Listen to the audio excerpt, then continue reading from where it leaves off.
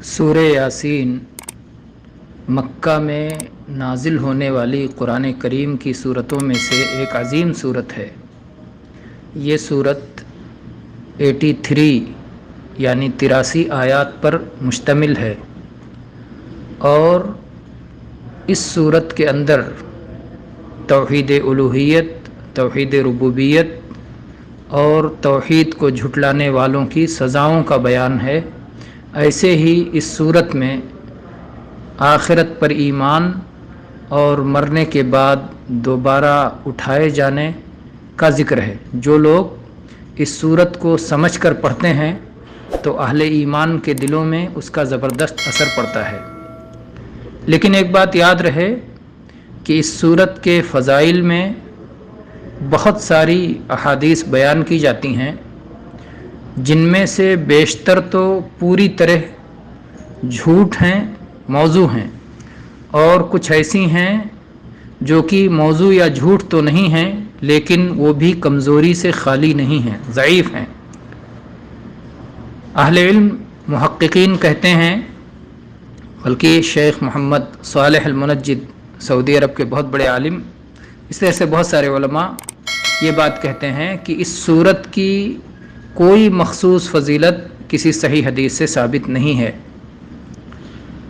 آئیے ہم یہاں چند احادیث ذکر کر دیتے ہیں جن کو علماء حدیث نے ذکر کر کے اور ان پر ضعیف یا موضوع ہونے کا حکم لگایا ہے، تاکہ ان حدیثوں کو سن کر آپ فریب نہ کھائیں۔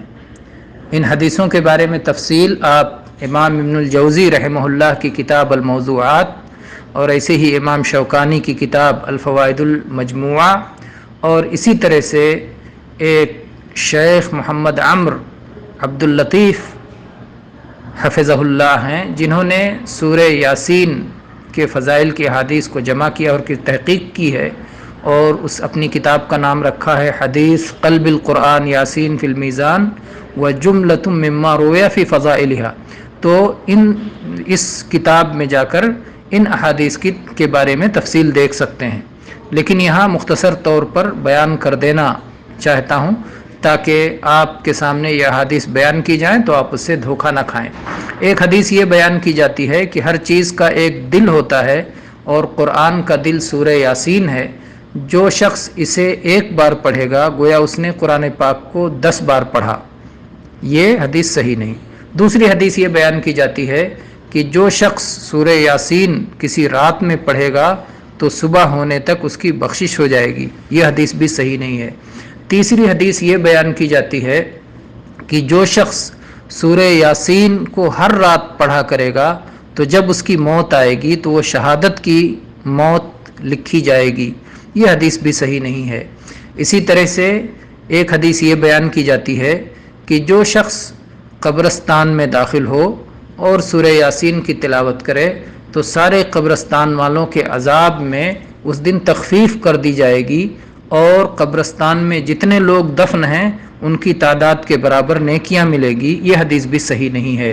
تو اس طرح کی جو حدیثیں بیان کی جاتی ہیں یہ سب صحیح نہیں ہیں۔ اور اسی طرح سے کچھ لوگ یہ بیان کرتے ہیں کہ سورہ یاسین کو جس مقصد سے پڑھا جائے وہ مقصد حاصل ہو جاتا ہے۔ یہ تو کسی حدیث میں ہی نہیں ہے۔ اسی طرح سے یہ کہنا کہ سورہ یاسین پڑھنے کی وجہ سے ضروریات پوری ہوتی ہیں، معاملات میں آسانی آ جاتی ہے، اور اس سلسلے میں بہت سارے لوگ اپنا تجربہ بیان کرتے ہیں، تو صحیح بات یہ ہے کہ کسی کا تجربہ دین کے معاملے میں دلیل نہیں ہے۔ اگر کوئی ایک شخص کہے کہ میں نے سورہ یاسین پڑھ کے یہ کام کیا اور میرا کام ہو گیا، تو اس کے مقابلے میں بہت سارے لوگ ایسے بھی مل جائیں گے جو کہیں گے کہ میں نے سورہ یاسین پڑھا اور یہ کام کیا اور میرا کام نہیں ہوا۔ تو اگر آپ کا تجربہ ثبوت ہوگا تو دوسرے کا تجربہ ثبوت کیوں نہیں ہوگا؟ تو صحیح بات یہ ہے کہ تجربات یہ شریعت کے معاملے میں دلیل نہیں ہے۔ شریعت کے معاملے میں کتاب و سنت دلیل ہے، اور یہ حدیث کے نام پر بیان کرنا کہ سورہ یاسین جس مقصد سے پڑھا جائے وہ مقصد پورا ہوتا ہے۔ امام سخاوی اپنی کتاب المقاصد الحسنہ میں کہتے ہیں کہ یہ بالکل بے اصل بات ہے، اور اسی طرح سے قاضی زکریا حاشیۃ البیضاوی میں کہتے ہیں کہ یہ گڑھی ہوئی جھوٹی بات ہے، نبی کریم صلی اللہ علیہ وسلم کی طرف جھوٹ منسوب کی گئی ہے۔ اور اسی طرح سے اور بھی اہل علم نے، ملا علی قاری نے اسرار المرفوعہ میں اور دوسرے اہل علم نے اسے ذکر کیا ہے۔ تو اس طرح کی چیزوں کو نبی کریم صلی اللہ علیہ وسلم کی طرف منسوب کرنا قطعاً درست نہیں ہے۔ اور امام ابن کثیر رحمہ اللہ نے ایک بات اپنی تفسیر میں ذکر کر دی ہے جس کو بہت سارے لوگ دلیل بناتے ہیں، لیکن امام ابن کثیر رحمہ اللہ نے وہ کسی عالم کا قول بتایا ہے، اور کسی عالم کا قول اگر وہ کتاب و سنت کے دلیل سے خالی ہو تو پھر وہ اس کا قول ہوگا اور وہ شریعت کا حصہ نہیں بن سکتا۔ واللہ تعالی اعلم، وصلی اللہ علی نبینا وسلم، والحمد للہ رب العالمین۔